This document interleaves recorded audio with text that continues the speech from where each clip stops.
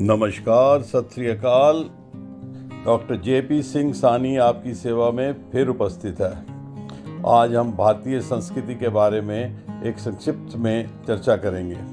भारतीय संस्कृति विविधता में एकता वाली संस्कृति है, जहाँ पर हिंदू, सिख, ईसाई, मुस्लिम, जैन, बौद्ध जैसे कई प्रकार के धर्मों का पालन करने वाले अलग अलग लोग और अलग अलग प्रांत हैं। भाषाएं भी भिन्न भिन्न हैं। यह एक ऐसा देश है जहाँ पर हर गांव, प्रदेश और हर घर में भिन्न प्रकार के देवताओं की पूजा की जाती है।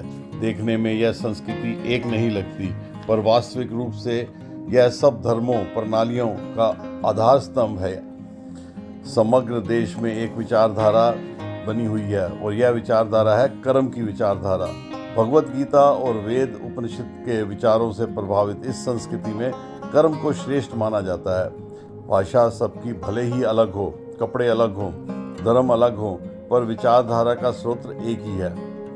शायद भारत ही एक ऐसा देश है जहाँ पर लोग दूसरों की चिंता करते हैं, सुख दुख में भागीदार बनते हैं और जब भी कोई मुश्किल आ जाए तब सब साथ मिलकर उसका सामना करते हैं और उसका हल निकालते हैं, जैसा कि अभी हमने कोविड में किया। भारतीय संस्कृति एक ऐसा वैभवशाली संस्कृति है जिसमें भगवान ने खुद 10 अवतार लिए और हर अवतार के द्वारा समग्र मानव जीवन का उत्थान किया। राम और कृष्ण के विभिन्न विचारों के माध्यम से समाज के समय समय पर विविधता आई और नैतिक मूल्य का पर्दापण हुआ। वेद व्यास, वाल्मीकि, विश्वामित्र, पराशर, संदीपनी जैसे कई महान ऋषियों का अवतरण हुआ।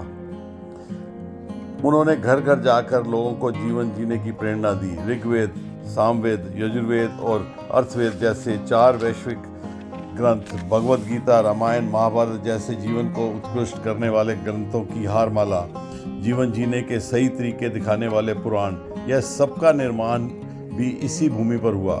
ग्रंथों के माध्यम से योग और सूर्य उपासना, ध्यान और स्वाध्याय जैसे महत्वपूर्ण वैदिक प्रवृत्तियों का उद्गमन स्थान भी यहाँ पर ही है, जो आज हजारों साल के बाद भी समग्र विश्व का मार्गदर्शन करने की ताकत रखते हैं। शुक्रिया।